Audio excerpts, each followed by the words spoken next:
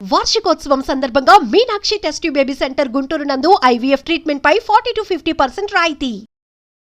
నమస్కారం, welcome to Suman TV. నేను గీతాంజలి. అఖండ ధనప్రాప్తిని కలిగించి శత్రు నాశనం చేసి అకారణ భయాలను తొలగించే ఆ వారాహీమాత నవరాత్రులు, అసలు ఈ గుప్త నవరాత్రులను ఎవరెవరు ఆచరించవచ్చు, అమ్మవారిని ఎలా ఆరాధించాలి, ఏ విధమైన పూజను చేయాలి, ఎటువంటి నైవేద్యాలు అమ్మవారికి సమర్పించాలి, ముఖ్యంగా నవరాత్రులు అంటే 9 రోజుల పాటు ఒక్కొక్క రోజు అమ్మవారిని ఏ విధంగా ఆరాధించాలో మీకు తెలియజేసే ప్రయత్నం చేస్తున్నాం. ఇప్పటివరకు ఈ వీడియో అంటే ఇటువంటి ఇన్ఫర్మేషన్ మీరు ఎక్కడా చూసి ఉండరు.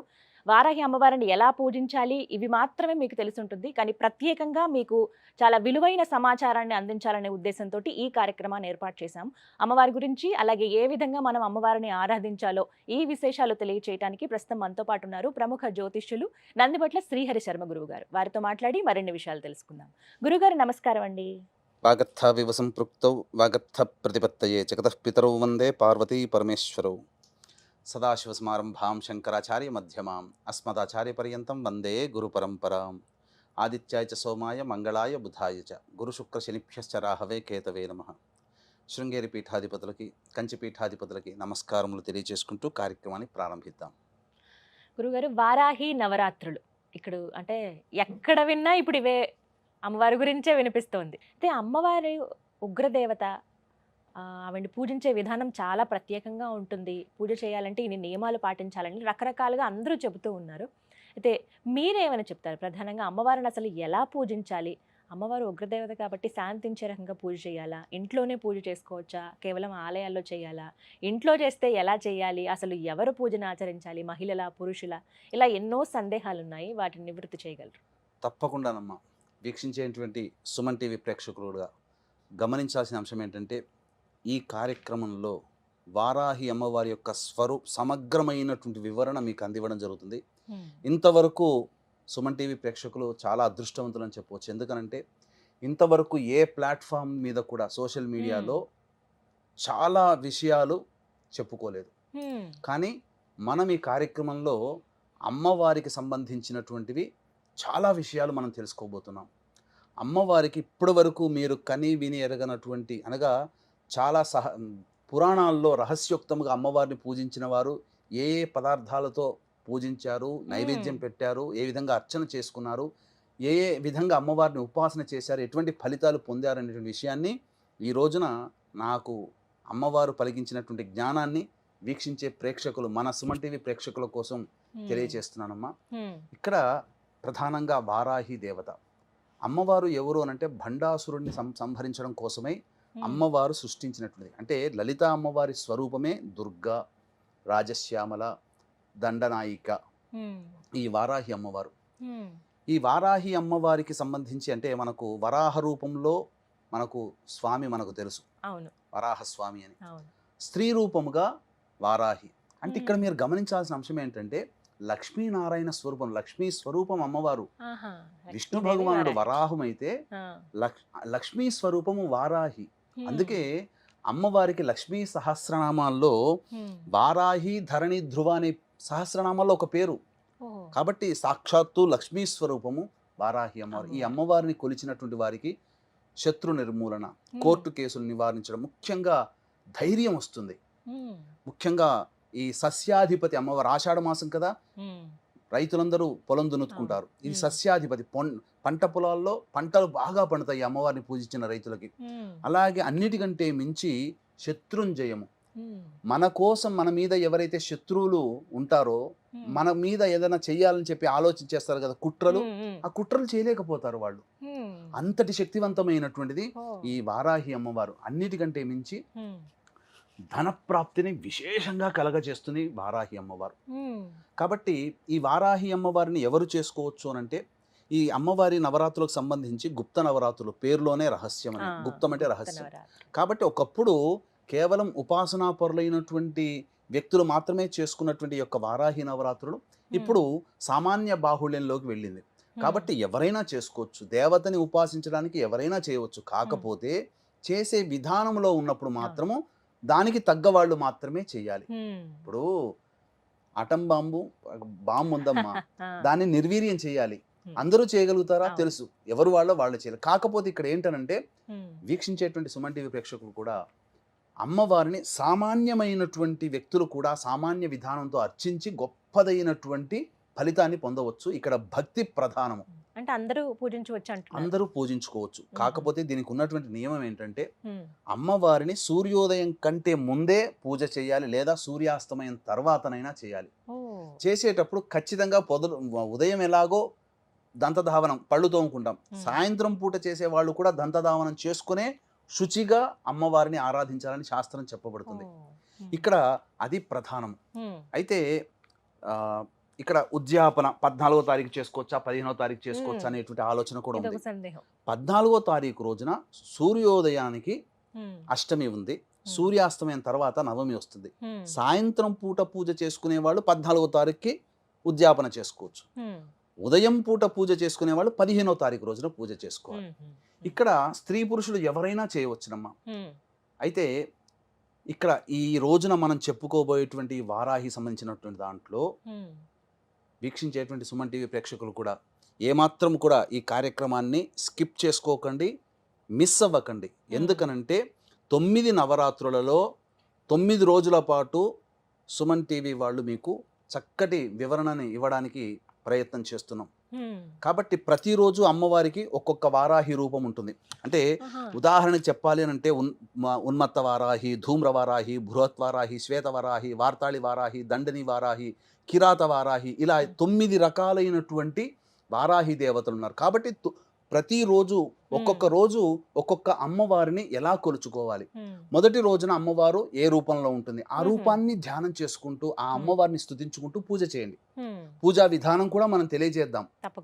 అలాగే రెండో రోజు అమ్మవారిని ఇలా ధ్యానం చేసుకొని పూజ చేయండి. రెండో రోజు ఎటువంటి ఫలితాలు కలుగుతాయి, మూడో రోజు పూజ చేస్తే ఎటువంటి ఫలితాలు, ఇలా 9 రోజులు పూజ చేస్తే మానవుడి యొక్క సకలాభీష్టాలు తొలగిపోవడానికి ఈ అమ్మవారి యొక్క నవరాత్రులు చాలా మేలు చేస్తుందని చెప్పవచ్చు. ఇక మనం వివరాల్లోకి వెళ్ళినట్లయితే ప్రధానంగా ఈ అమ్మవారిని గర్భవతులు చేసుకోవచ్చు అనే ఆలోచన కూడా ఉంటుంది. అయితే కొన్ని ఆచార ప్రకారం అమ్మ 5వ నెల పడిన తర్వాత పురిటి సూతకంతో సమానం, కొన్ని ఆచారాల ప్రకారం 7వ నెల పడిన తర్వాత పురిటి సూతకం సమానం.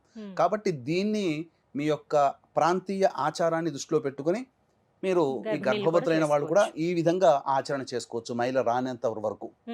ఇక పురుషులకు కూడా ప్రత్యేకంగా ఉన్నటువంటి అమ్మవారు కూడా ఉంది వారాహిలో.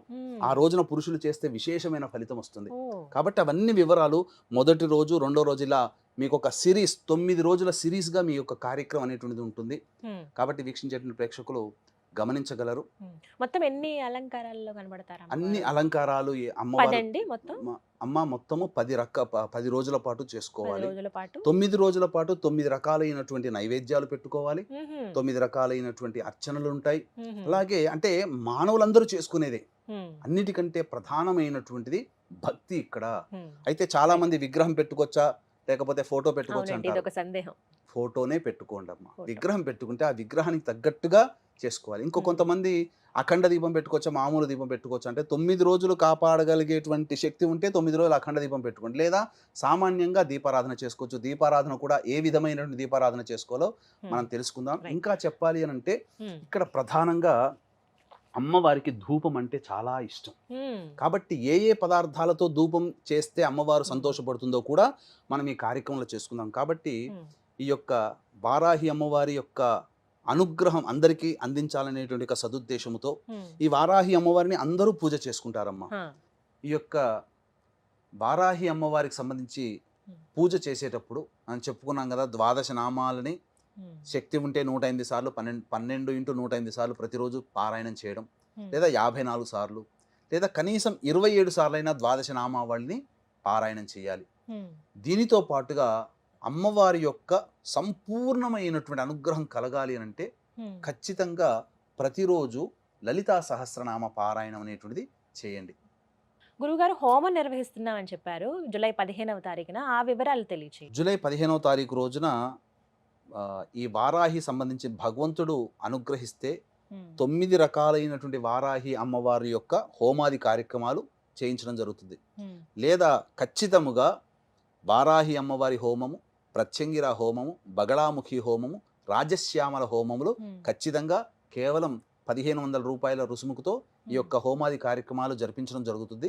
ప్రధానంగా ఆ 15వ తారీఖు రోజున రాత్రి 9 గంటలకి కార్యక్రమం ప్రారంభమవుతుంది. కాబట్టి వీక్షించేటువంటి సుమన్ టీవీ ప్రేక్షకులు సాయంత్రం 7 లోపల వరకు కూడా గోత్రనామాదులు నమోదు చేసుకునే అవకాశం ఆ 15వ తారీఖు రోజున 15వ తారీఖు వరకు కూడా ఉంటుంది. అవకాశం ఉంటే ముందుగానే ఈ యొక్క కార్యక్రమం చూసినప్పుడు వెనువెంటనే చేసుకోవాలనే సంకల్పం ఉంటే వెనువెంటనే చేసుకోండి. ఈ హోమంలో పాల్గొనడం ద్వారా శత్రునాశనం జరుగుతుంది, ధనప్రాప్తి కలుగుతుంది, ఉద్యోగం లభిస్తుంది, కోరిన కోరికలు లభిస్తాయి. ముఖ్యంగా భూగృహ వసతులు ఈ అమ్మవారిని పూజించడం ద్వారా కలుగుతుంది. సకల సంతోషాలు కలుగుతాయి. ముఖ్యంగా భయముతో కూడుకున్నటువంటి జీవితం మన నుంచి వెళ్ళిపోతుంది. ధైర్యంగా బతకగలుగుతాం. విలువైన సమాచారం ఇది. ఎవరైతే హోమంలో పాల్గొనాలనుకుంటున్నారో వారికి గురువుగారి నెంబర్ స్క్రీన్ మీద డిస్ప్లే చేస్తామండి. కాల్ చేసి మీరు వివరాలు కనుక్కోండి. ఏ హోమం అయితే మీరు చేయించుకోవాలనుకుంటున్నారో కేవలం 1500 రూపాయలకి హోమాన్ని నిర్వహిస్తున్నారు. మీ పేరు అలాగే గోత్రాలు కూడా మీరు నమోదు చేయించుకోండి. గురువుగారు, అసలు వారాహి అమ్మవారికి పూజ ఏ విధంగా చేయాలండి ఈ 9 రోజుల పాటు నవరాత్రుల్లో? వారాహి అమ్మవారికి పూజ ప్రధానంగా లలితా అమ్మవారి చిత్రపటము కానీ లేదా చిన్నపాటి స్ఫటికంతో కానీ వెండితో కానీ ఇత్తడితో కానీ బంగారంతో కానీ ఉన్నటువంటి శ్రీచక్రాన్ని ముందు ప్రతిష్ఠించుకోవాలి. తర్వాత ఆ లలిత అమ్మవారి ముందర కలశం పెట్టుకునే ఆచారం ఉంటే కలశం పెట్టుకోండి. లేకపోతే కనీసము ఒక పక్కన అమ్మవారికి ఒక పక్కన రాజశ్యామల, ఒక పక్కన వారాహి అమ్మవారి చిత్రపటం పెట్టుకోండి. ఈ 3 దేవతలు ఉండాలి ఖచ్చితంగా. అమ్మవారికి ఈ 3 దేవతలకి కూడా పసుపు కొమ్ముల మాల వేయండి. చెప్తాను ఎందుకు ఆ పసుపు కొమ్ముల మాల అనేటువంటిది. ఇక సూర్యోదయం కంటే ముందే ఈ అమ్మవారి పూజ చేసుకోవాలి, లేదా సూర్యాస్తమయం తర్వాతనైనా పూజ చేసుకోవాలి. ముందుగా ఈ అమ్మవారికి దీపారాధన ఎలా చేయాలి? దీపారాధన అమ్మవారికి కందగడ్డలో దీపారాధన చేస్తే చాలా సంతోషిస్తుందటమ్మ. కాబట్టి కందగడ్డ దొరుకుతుంది కదా, దానిపైన చక్కగా కడిగి దానిపైన కొద్దిగా చెక్కు తీసేసి దాంట్లో మన దీపపు కుంది ఎలా ఉంటుందో ఆ విధంగా కందగడ్డను చేసుకోవాలి, కొంత తీసేసుకోవాలి. అందులో ఇప్ప నూనెతో కనుక అమ్మవారికి దీపారాధన చేస్తే ఇంకా సంతోషిస్తుందట. కాబట్టి విప్ప నూనెతో దీపారాధన చేయండి. చేసిన తర్వాత ఈ అమ్మవారికి ప్రధానంగా నీలి రంగు ఆవాహన చేసుకుంటారు కదా, అర్చన అవన్నీ చేసుకుంటారు కదా. ఈ అర్చనలో భాగంగా నీలి రంగు పుష్పాలతో కానీ, అంటే నీలి రంగు చామంతి, శంఖపుష్పి నీలి రంగు, లేదా ఈ విప్ప పూలతోనైనా కానీ అర్చన చేస్తే అమ్మవారు చాలా సంతోషిస్తుందట. ఇక ప్రధానంగా గమనించుకున్నట్లయితే నైవేద్యాలలో ఏం నైవేద్యాలు పెట్టాలని చాలా మంది అంటుంటారు. ఈ అమ్మవారికి బెల్లం పానకం అంటే మహా ఇష్టం. కాబట్టి బెల్లం పానకం, నువ్వులతో చేసిన లడ్డూలు, అందున ఇలాచి ఆవు నేతితో చేసిన నువ్వుల లడ్డూలు పెట్టాలి. ఎర్రటి పండ్లు అంటే దానిమ్మ పండ్లు పెట్టాలి. ముఖ్యంగా ఒక చిన్న పాత్రలో తేనె నైవేద్యంగా పెట్టాలి. ఇవన్నీ 9 రోజుల పాటు చేసుకోవాలి. ఇవన్నీ 9 రోజుల పాటు మీరు వస్తు భాండాగారాలని తెలుసుకోవాలి. ఇక ఈ అమ్మవారికి రథం పేరు కిరిచక్రం. అంటే ఈ అమ్మవారి పూజ చేసేటప్పుడు అమ్మవారి యొక్క దేహాన్ని, రూపాన్ని మనసులో ధ్యానం చేసుకుంటూ 1000 మంది వరాహములు లాగుతుండగా అమ్మవారు ప్రయాణిస్తుందట. అందుకని ఈ అమ్మవారికి కిరిచక్రం అనేటువంటి పేరు. ఇక ఈ అమ్మవారికి విశ్వేశ్వరుడే ప్రతిష్ఠించడం, కాశీ విశ్వేశ్వరుడే వింధ్యాచలంలో ప్రతిష్ఠించాడు. కాబట్టి అంతటి అమ్మవారు ఈ వారాహి నవరాత్రులతో పాటు బాగా ఉపాసన చేసుకుంటే రేవతి నక్షత్రం వచ్చినప్పుడు ఈ అమ్మవారిని పూజ చేస్తే విశేషమైనటువంటి ఫలితం కలుగుతుంది. ఇది ఈ యొక్క విధానంగా చేసుకోవచ్చు. అయితే ఈ వారాహి అమ్మవారికి ధూపము అనంటే చాలా ఇష్టం. ఏ ఈశ్వరుడికి అభిషేకం అంటే ఇష్టం, వెంకటేశ్వరుడికి పుష్పార్చన అంటే ఇష్టం. అమ్మవార్లకి ఏ అమ్మవారికైనా ధూపం అంటే చాలా ఇష్టం. ప్రత్యేకించి ఒక్కొక్క అమ్మవారికి ఒక్కొక్క రకమైన ధూపం చేయాలి. ఈ వారాహి అమ్మవారికి ధూపం ఏంటి అంటే మన ఇంట్లో దొరికే వస్తువులే మనం తెచ్చుకోవచ్చమ్మా. ఏంటి ఆ వస్తువులు? ఆ వస్తువులన్నిటినీ పొడి చేసి ఆ గుగ్గిలంలో మన బొగ్గులు ఉంటాయి కదా, మనం మండుతున్నటువంటి బొగ్గుల మీద వేసి అమ్మవారికి ధూపం ఇస్తే అసలు అమ్మవారు సంతోషం ఇంత అంతా పట్టరానిదట. ఏమా ద్రవ్యాలు తెచ్చుకోవాలి అని అంటే గుగ్గిలం, సాంబ్రాణి అంటుంటాం. అది తెల్లదైనా నలుపుదైనా పర్వాలేదు. ఇక యాలకుల పొడి, ఇలాచీ పొడి అని అంటారు. ఇక పసుపు పొడి, శుద్ధమైనటువంటి పసుపు పొడి 3, తెల్ల గురువింద గింజల పొడి దొరుకుతాయి, పచారీ షాపులో దొరుకుతాయి. ఇక్కడ ఇది మాత్రం దొరకకపోవచ్చు. తెల్ల ఈశ్వరి వేరు అని అంటారు, అది దొరకకపోవచ్చు. సాధ్యమైనంత వరకే మీరు తెచ్చుకోండి, ప్రయత్నిస్తే దొరుకుతాయమ్మా. తెల్ల ఈశ్వరి వేరును దంచి పొడి చేసుకోవాలి. ఇక తెల్ల జిల్లేడు పువ్వుల పొడి, తెల్ల జిల్లేడు పువ్వుని తెచ్చుకొని దాన్ని నీడను ఆరబెడితే పొడి చేసుకోవచ్చు. ఇక మిరియాల పొడి, కారం పొడి, శొంఠి పొడి, ఇవన్నీ వేసి అమ్మవారికి ధూపం ఇవ్వాలి. రోజుకొక్కటిగా లేదు అన్ని కలిపి ప్రతిరోజు ధూపంలో. ఇప్పుడు మనం చెప్పినటువంటి వివరాలు ఏదైతే పూజా విధానం ఉందో అందరికీ తెలుసు, అన్ని ప్రసార మాధ్యమాల ద్వారా పూజా విధానం ఎలా చేసుకోవాలో తెలుస్తుంది.